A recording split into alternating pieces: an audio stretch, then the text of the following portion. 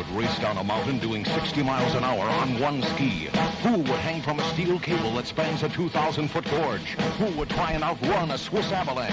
Who would hitch a ride on a speeding bobsled? Who would stand in the middle of a time bomb and take pictures?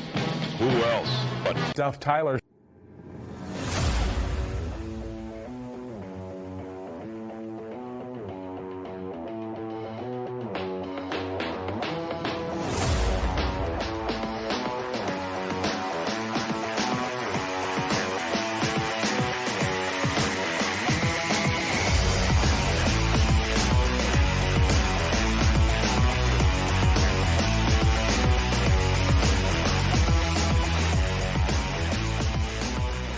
Thank you so much for hitting the play button on your favorite listening device of choice from wherever you listen to podcasts.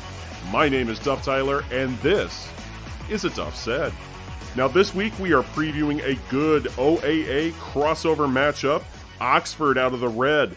They are looking to bounce back from a 34-14 loss to Romeo. And then out of the white, Rochester Adams. The Highlanders had arguably the biggest win of any program in the state of Michigan last week. Rochester Adams goes into West Bloomfield and comes away with a 35-17 win over the defending Division I state champs. Later in the show, I will recap that win with Adams head coach Tony Patritto. And we'll also recap Lake Orion's impressive performance against Utica Eisenhower. But my first guest was a 7-year veteran in the National Football League. It's first and goal. They give it to the fullback, Zach Line. Touchdown Vikings. And it is a touchdown to Zach Line, his first receiving touchdown of the year. And the Saints march down the field, and with 7:07 to go, they have recaptured the lead. Zach Line is in his second year as head coach at Oxford, and my conversation with him starts now. You come into this season after going 2-5 in 2020. What are some of the changes that you have been working on with your group, both in practice and after getting one game under your guys' belt? Well, easy for us. It was a lot of the alignment assignment, just the day one things that you put in all summer long, and you try to talk about when the lights come on. Don't do anything else. Just do your job. I don't need anybody to be Superman. And then when the lights go on, things change. So you're happy to see that it's not a big scheme error. It's not a big, the foundation is there. It's just, why are we here? Why are we here? It's one of those things that's good to get on film. You guys took on Romeo last week, and although you came up short on the scoreboard, what were some of the biggest takeaways from that game?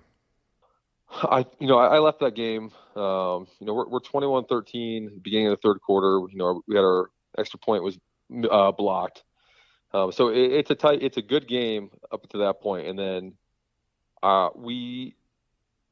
this would be one of the negatives. I felt like we struggle as a younger team to grab momentum and run with it. So that's one of the things we'll start getting more mature in, is once we get that momentum and we get those swings in our favor, you can't let them go. You have to take advantage of those. A positive would be, I left that game and I felt like our team fought until the last whistle. There was even the last extra point by them when they scored late to make it 33.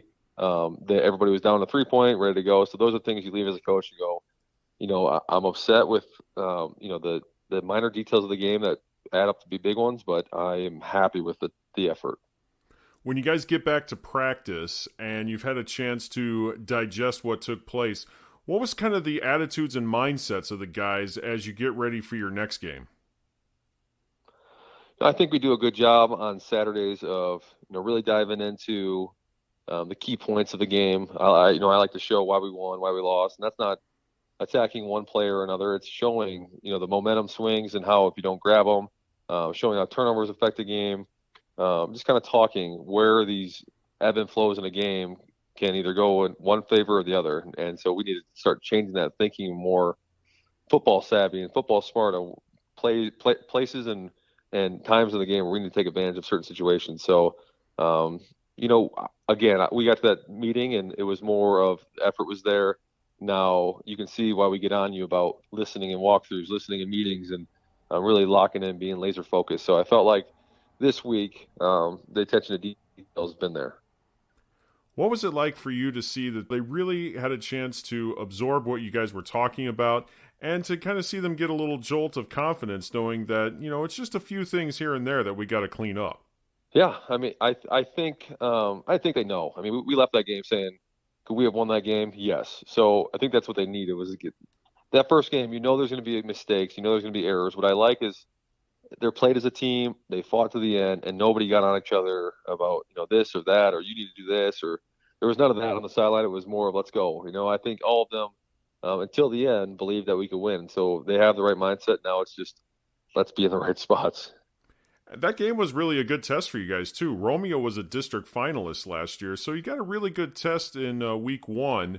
And now as you look ahead to the rest of the schedule for this year, there's going to be some really good teams that you're going to have to face this year. What does it mean for this group to know that they have a chance to compete with some of the best programs in Division I throughout the state of Michigan?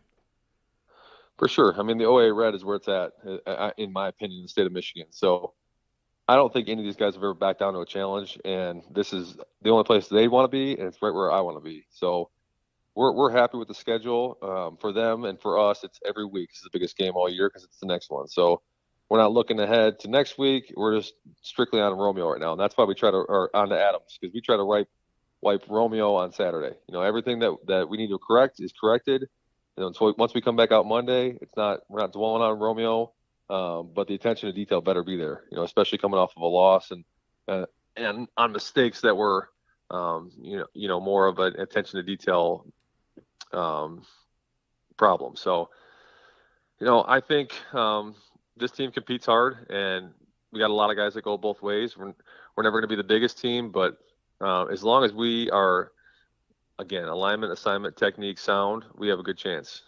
You took over the program 2 years ago. When you were looking at your options as a player in the NFL, what was it about going home to Oxford that really intrigued you? Well, I am born and raised in Michigan, in Oxford, so this is kind of full circle for me. I played right here in Oxford, went on and played at SMU in Dallas, then played for the Minnesota Vikings, then for the Saints. So I played 7 years in the NFL. So once my final year was over, that was when the following year I became the head coach here. So what was it like to be a part of that New Orleans football culture and to be a part of the Saints? The way that fan base gets behind their team, it's like nothing I've ever seen. No, and I've been a part of a lot of them.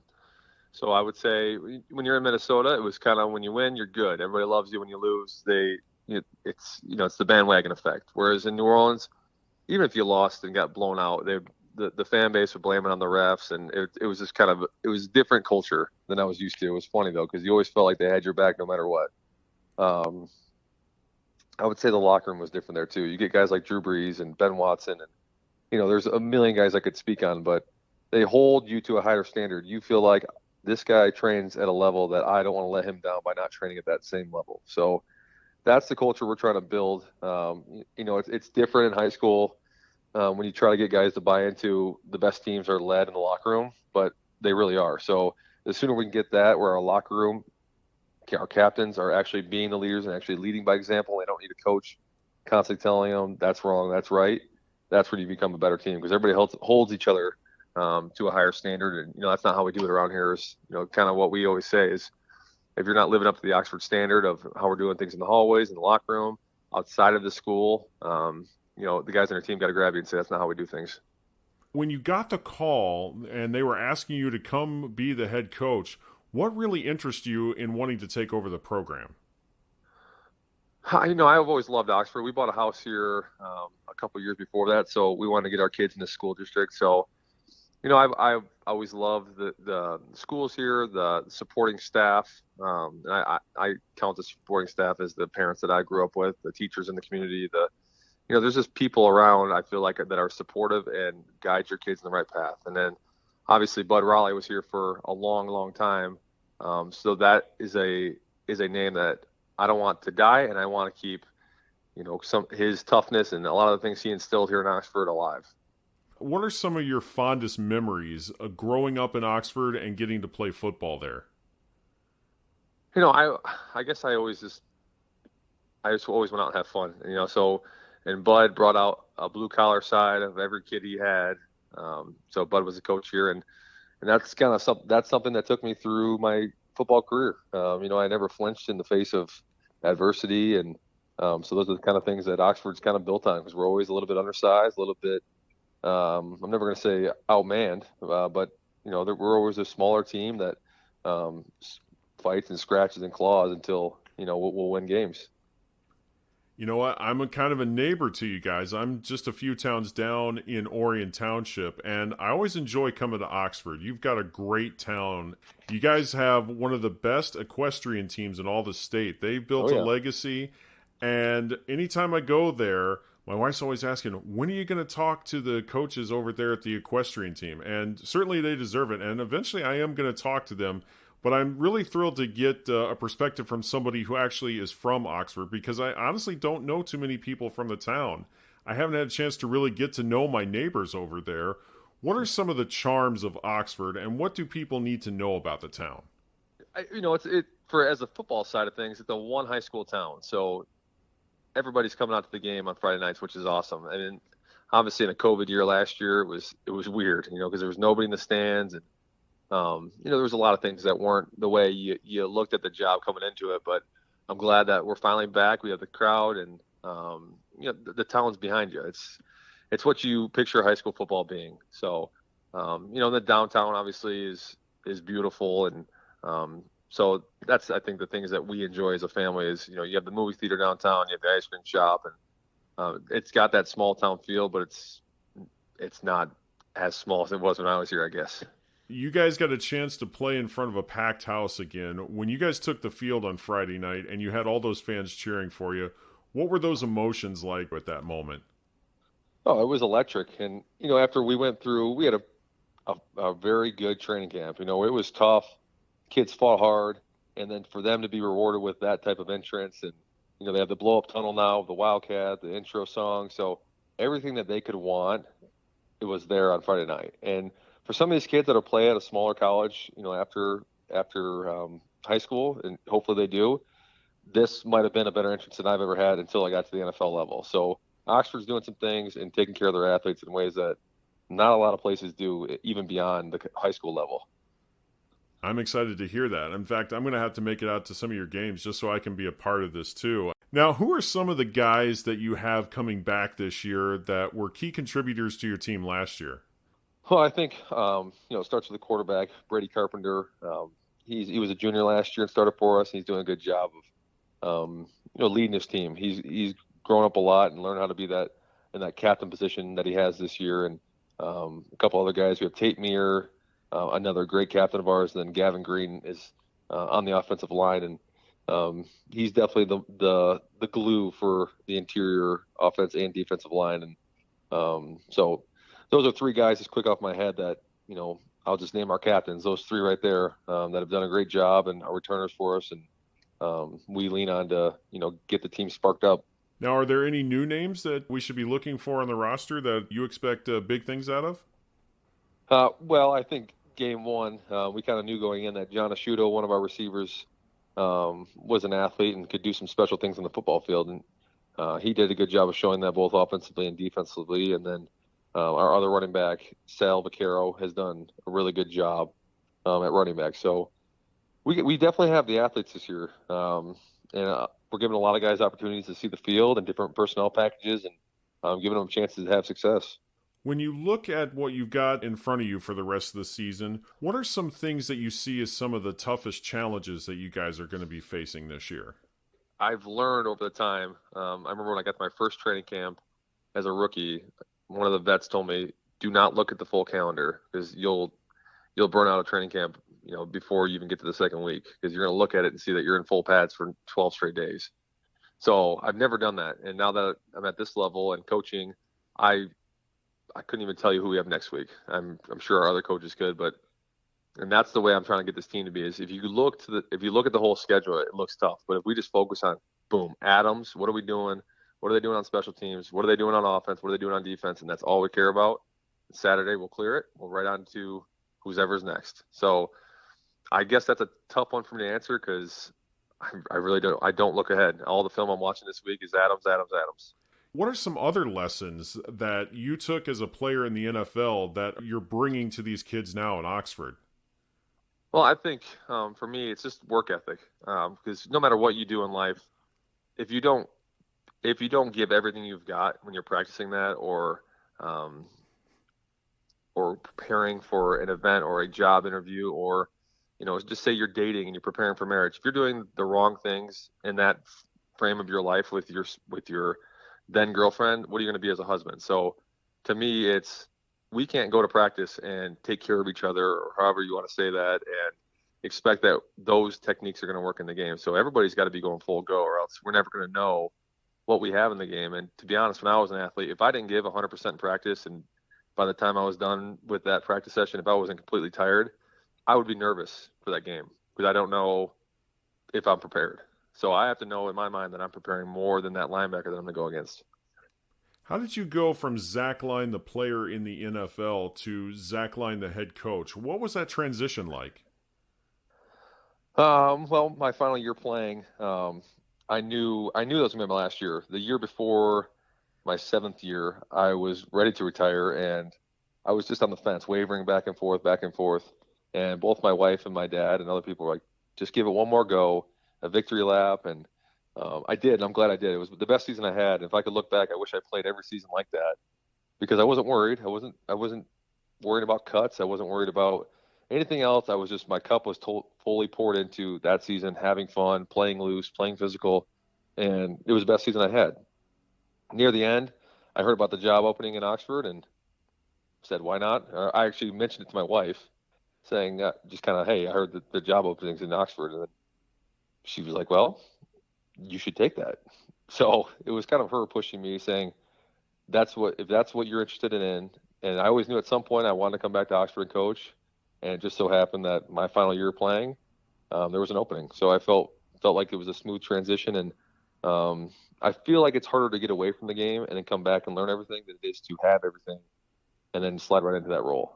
I'm going to tell you a little bit of a story, because this past week, my alma mater, Indiana State University, played Eastern Illinois in its opening game of the season. There's a running joke in Terre Haute, Indiana, my hometown, that anytime those two schools get together, it's the Sean Payton Bowl, because Sean Payton was a quarterback at Eastern Illinois, and then he went on to be an assistant coach at Indiana State University. He experienced both Eastern and Indiana State. What was it like to play for Sean Payton? I was never more prepared. So Sean was a guy that went by the numbers, but also he was the first coach I've ever had that didn't want you to fit a role in his, a scheme in his offense. So, when you're in Minnesota, obviously you have Adrian Peterson, you're going to run the ball. So in college, I was a running back. So when I came in there, my role was now turned into, hey, if you want to play on this team and play fullback, you need to go in and be this thumping fullback. So you get to New Orleans, and now Sean's looking at your history. Okay, this guy played quarterback in high school, but running back in college. Let's make him more of an athletic fullback role. And in 2 NFL games, I got to pitch an option. So it's kind of funny. He'll look at your full body of work, everything that's got you to this point, and say, what can this guy give us in certain areas that make us a unique offense and a unique team to defend? I would say he was good at knowing when to take chances, and for him, if it was better than 50% odds, he was going to take a chance. I know you said that you talked to your wife about the discussions to come back to Oxford and coach, but was there ever a time when you discussed the possibility of being a coach with him? Sean, no. Even when I was going through the interview process, it was near the end of the season. I didn't want my teammates to think, oh, his mind's elsewhere. We're making playoff runs every year. And I didn't want to be that guy that was, had my one foot out the door. It was, I even told when I was interviewing for the job, I'm not going to do anything till after the season is done, make my final decision. So I want to make sure that I saw that team through before I joined another one. And certainly I can respect that too, because like you said, your mind has to be focused on what's going on the week ahead of you, not looking further down the road. I mean, as a player, you always got to have that in the back of your mind, but you always got to have that mindset of staying focused and living in the particular moment. So when you finally did decide that this was going to be your last game in the NFL and it finally happened, What were the emotions like when you were walking off the field for the last time? Well, unfortunately, my last game was, I'm trying to think who it was. I think it was in Indianapolis, maybe. So I had 2 scopes this year on my knee, and so it was kind of one of those years you're just kind of going through the ringer, but you're playing through a little bit of pain because it's the last one. And I remember running out of the tunnel, being announced as one of the offensive starters, and I did have that moment of kind of a little bit overwhelming. It's the last time I'm going to run out of a tunnel, possibly a home game, because I knew we were going to be away for our playoff game. And then, or actually, we weren't away, we were home, but I knew this was my last regular season game, running out of the tunnel. I knew right when my wife was sitting, my dad, everybody was there. And it was just, one of those moments that overcomes you, and you feel special in that moment. And so it's this game's given a lot to me, and I'm fortunate to be able to give a lot of it back. On the flip side of that, once you had the chance to experience that career in the NFL, and you're now a head coach, what were those emotions like? I think I got to the school about 6 hours before game time, so way too early. So I had too much time to think, and I was definitely more nervous for my first game than I had been for any game during my NFL career. You've done that a million times as a player, high school, college, and then 7 years as a pro, and it just became normal for me. I knew I could take care of my job, but now it was, okay, now I'm the head coach. I'm calling the offense. So you want to put these guys in position for success, and you want to make sure you're doing the right thing. So I reached out to as many guys as I could that I knew over the time, Joe Brady and Kevin Stefanski in Cleveland. And I just reached out to anybody that I could think of that could give me a, hey, what was your thought process on this? What was your thought process on this? And the football community is awesome, because I feel like once you're around that group and you show that you're a hard worker and you build that reputation, guys will just, hey, even if it's just a small text, put your finger on it and call the play. If you've done the homework, then that's the play. So it was nice to hear those types of things and just kind of settle your nerves a little bit. But I was definitely nervous. With the guys that you have on your roster, when they know that their head coach had made it all the way to the NFL, played in the pros, was playing on Sundays, how many times have they come up to you and asked you to tell them stories about what it was like to be in the NFL? We've had that. They'll ask about a player here and there, and you have some guys that all of a sudden become Tampa Bay fans. So they'll have a little rivalry with you and talk about that, because I'm forever a Saints fan, and I'm a little bit of a Lions fan now because Dan Campbell he was one of my coaches in New Orleans, so I loved him as a coach. So, but yeah, there's some of that. I like to stay away from that. It's all about them. This is actually football in the house. So if there's a situation that I can bring from my career, I will. And I think what's unique is we have 2 other coaches on our staff that played in the NFL. One of our special teams coaches was a kicker for a long time, and then our O-line coach was an O-lineman for 6 years. So we all have bits and pieces that we can share, and a lot of that is just work ethic, because I think a lot of these kids see the tip of the iceberg, and they don't realize how much work goes into it. It's not glitz and glamour and how you celebrate. It's how you prepare to get to that celebration that you earn. So this week, the mission has been learning about Rochester Adams. You guys have been studying them and getting ready for Friday night. When you saw what they did last Friday, when they went into West Bloomfield and defeated the defending state champs, what was your reaction to that? I mean, for me as a coach, that's what you want. You want to go in with a team that is quality. And you knew that Patritto would have his team ready. So they're disciplined. They do what they do, and they do it at a very high level. And obviously, they had a great week 1. So it's going to be an exciting game for us. We have definitely put our homework in, and the guys that put the work in, and we'll clean things up Wednesday and Thursday, and we'll be ready to roll. Looking forward to it. It should be a great matchup this Friday night. Rochester Adams hosts Oxford. Zach Line, thank you so much for making some time this week on A Duff Said. I was really excited to get to meet you and talk not only about your guys, but some of the things that you got to experience in the pros. I really enjoyed it. It was a great conversation. I hope we can do this again soon. Absolutely. Up next, we head out to Lake Orion, where the Dragons were victorious on their home turf in Week 1. We recap their win over Utica Eisenhower, and that's a Duff Said. Who has the best student section in all of Michigan? Lake Orion!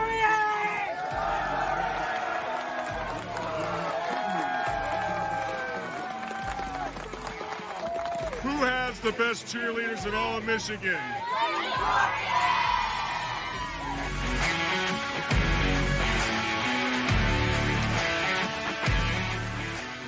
Once again, I want to say thank you so much for hitting the play button on this podcast, and that includes two very special listeners, Michelle and Bethany. They recently became patrons of A Duff Said.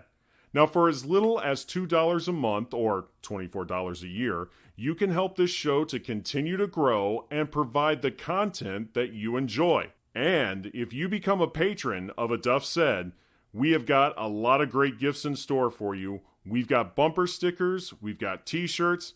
Heck, I'll even record your voicemail message. So if you're having trouble ever figuring out what to say, I'll say it for you. And that's A Duff Said. If you'd like to become a patron of A Duff Said, all you got to do is go to patron.podbean.com/A Duff Said.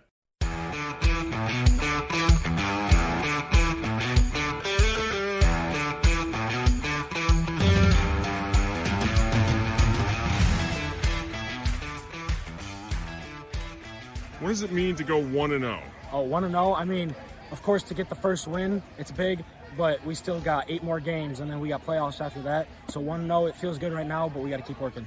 That was Lake Orion quarterback Kyler Carson. Carson and the Dragons defeated Utica Eisenhower 33-7 last week in their first game of the season. The Dragons were dominant on the ground.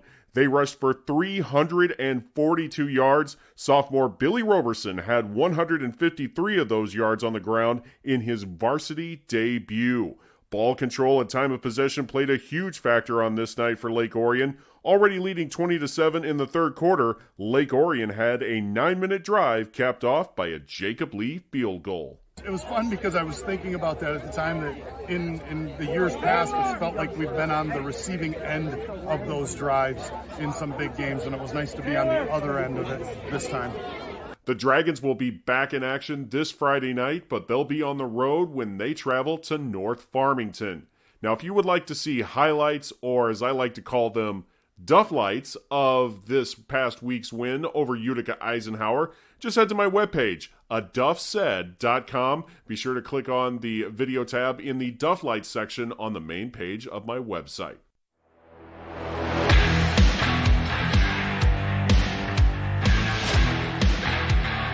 Who has the best student section in all of Michigan? Swan Valley!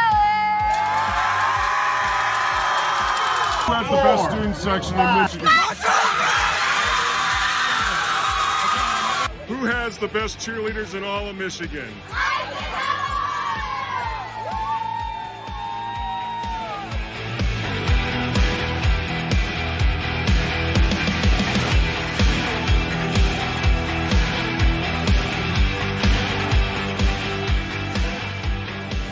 Support for A Duff Said comes from you, the listener.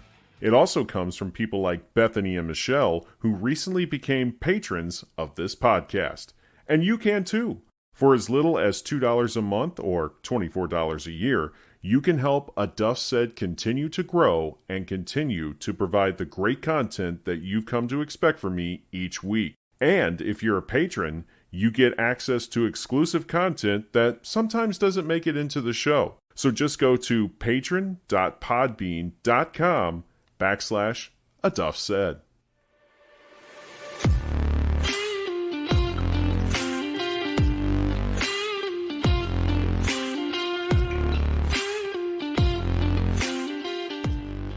Like I mentioned earlier, Rochester Adams had an epic win to start the season last week. The Highlanders took down the defending state champion West Bloomfield Lakers 35-17 in their house, which just goes to show that when some folks appear on the A Duff Said podcast, they get bestowed with something that I like to call the A Duff Said karma. Many coaches, players, and teams have benefited from it, and when I told Adams coach Tony Patritto about it, He was more than eager to make another appearance this week. That conversation starts now.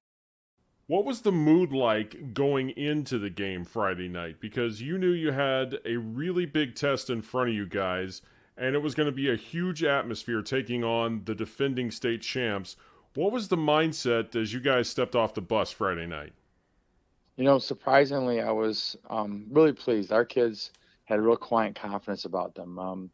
Weren't too hyped, weren't all crazy, but they were in their own way with their own personality, demonstrating they were ready to play. And I think I sensed, and my coaches actually said it to me, we really believe these kids think they're going to win. Like, we knew no one else thought that, but in their heart of hearts, they thought they did the work and they thought it was going to pay off, and they truly saw themselves, they had the vision that they were going to win. All week long, I read different publications, different newspapers. Everybody was talking about how this West Bloomfield team may be even better than the one that they put together last year that won the state title, but you guys were not at all intimidated by that. How did you guys stay grounded and focused? It's interesting. They've heard that noise, and we've heard that noise for a while coming from over there. And we didn't play well the last year, and especially in the second half. We didn't play the year before that in the second half, and in 2017 we lost by 1. And our kids truly believe that even though they got a lot of talented kids over there, that if they play together, that they're going to win. And I honestly believe that they never wavered from that the entire time. What was the atmosphere like? Just that opening weekend atmosphere. Both sides looked like they had huge crowds there. Yeah. What was it like to get that in week one? It was great. Like I was so happy, especially for our seniors. And a couple of our seniors from last year's team came back and they were on the sidelines with us, which is really kind of cool because they didn't get to experience that at all. But it was great to have high school football back. Like, people outside our world don't know what that really feels like. When you walk down the hill at a place like that, playing such a good team with such a huge crowd, those are lifelong memories for kids, like we talked about last time. And I was so pleased that they got to experience that. Our student section for a road game was just awesome. And our parents, as always, are always embedded. But it was good to see the kids out there at a road game. It was just really cool. It was like the old days all over again. At what point during the game did you get that sense, we're going to do this? We are going to knock off the defending state champs in week one. You know what? I'm going to be really honest. I'm like coaches are superstitious. We talked about karma, that kind of thing. But I didn't really even have that feeling until we scored with literally a minute left in the game. Like, the entire time I'm thinking, we got to make first downs, we got to control the ball, we got to control the clock, we got to do everything right. And that was my mindset. And I totally, this is completely honest, I didn't feel that until we scored after a 10-minute drive to put the game away 35-17. That's the truth. That was such a dominating defense last year, what West Bloomfield had. To hear that you guys had a 10-minute drive against them, that you were able to maintain control of the ball and sustain a drive like that on the first week of the season against such a great, talented team that they have over there, how thrilled were you with that? It was that, as a coach, especially a guy that I particularly work with the offense, it was very gratifying because it requires all 11 dudes to really be locked in and do their job and do it with passion and perfection to make that happen in any level of football, especially against a team like that. So when you have a lead and you have the ball, especially after they scored, that's the ultimate statement you want to make. Like, you don't want to just make first downs. You want to make a lot of first downs, kill clock, and then put them away, make it a 3-score game. And the kids pulled that off. I was just so proud of them. When the game was finally over, what was the mood like on the sidelines? What was that whole environment like? It was pretty special. One of the things that keeps me in this business is seeing the looks on the kids' faces when they have those kinds of moments. We've had a lot of big wins at Adams, in my tenure, and I've been blessed to be part of some of those. And to see the kids just have that sense. Some of them, believe it or not, looked relieved. You'd think we'd be euphoric and jump around going crazy, but there was a lot of kids, because they had so surely believed that they did the work they were going to win, that they were relieved that it actually happened. I know that sounds maybe kind of strange to you, but I actually saw a little bit of that from some of our seniors. Like, they were relieved. Okay, you know what? We said we were going to do it. We did it. And now I'm happy that that we accomplished it, but there's almost like a sense of relief. I was saving this question for last, but I'm just going to head and ask you this now because you just hit on it.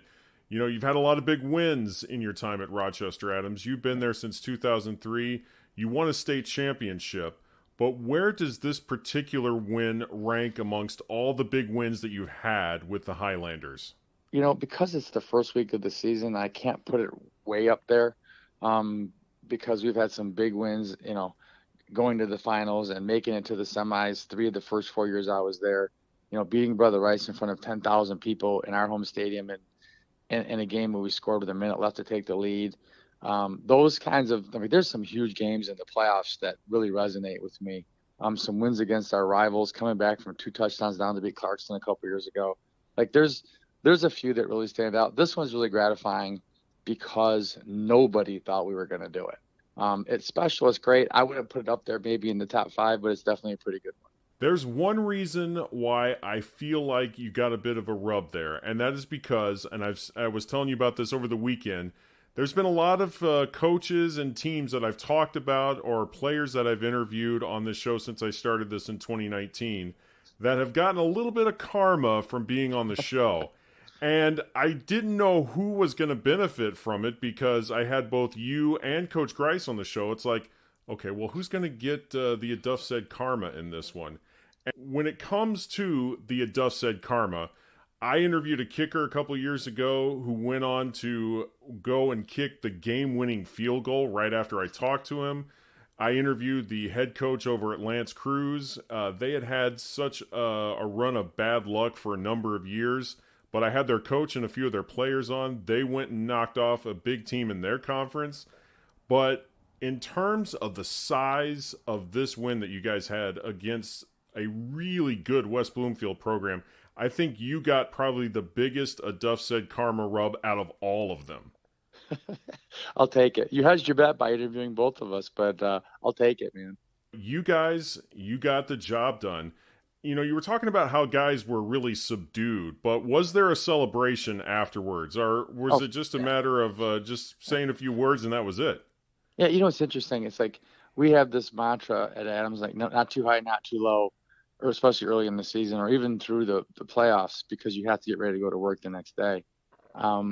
But this time I let my guard down a little bit, and the message was smile and look back at the job that was so well done and really kind of wallow in this until tomorrow at least. So we're not going to talk about Oxford till tomorrow. So tonight, laugh, love, enjoy each other, and we'll go to work tomorrow, which is really kind of cool. It's nice to be able to relax a little bit in that moment.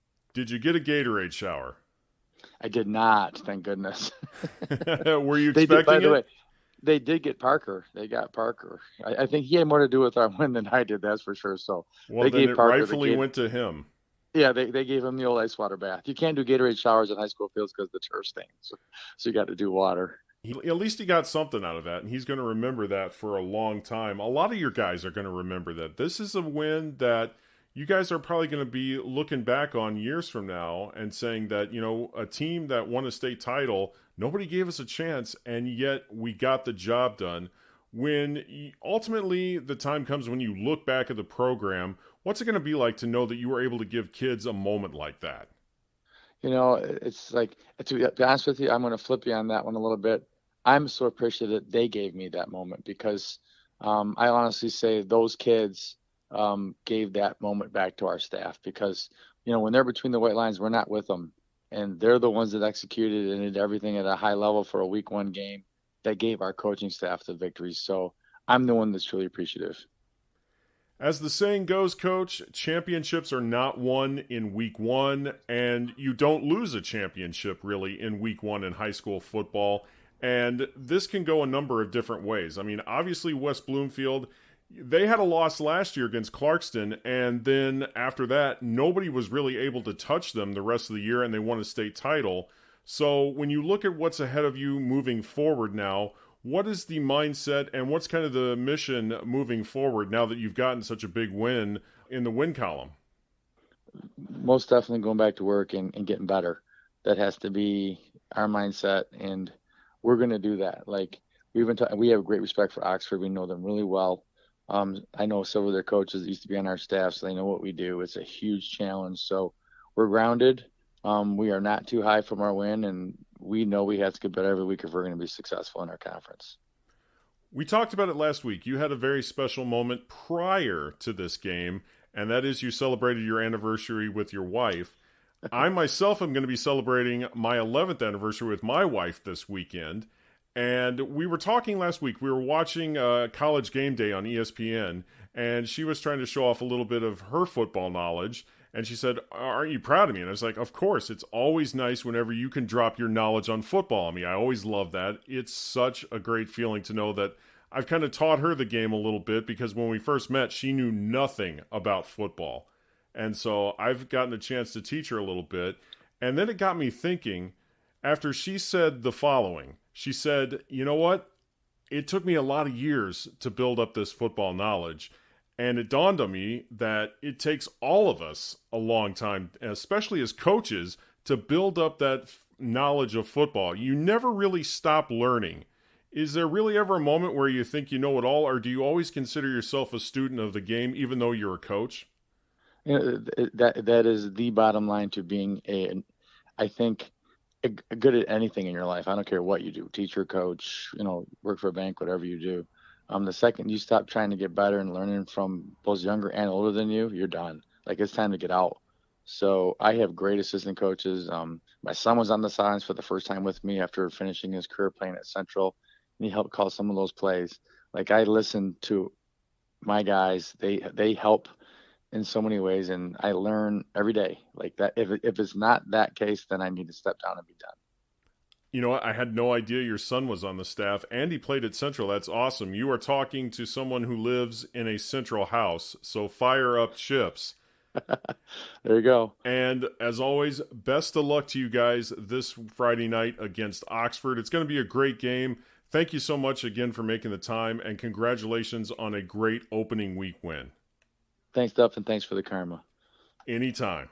And that is how we wrap up this week's show. Many thanks to Zach Line and Tony Patritto for making some time for us this week. A new episode will be available next week. Be sure to look for it on my website, aduffsaid.com, or wherever you listen to podcasts. You can also follow me on Facebook. Just look for the page Sports Journalist Duff Tyler. You can also find me on Twitter and Instagram. Until next time, this is Duff Tyler reminding you that if Duff said it, it must be true, because that's what a Duff said.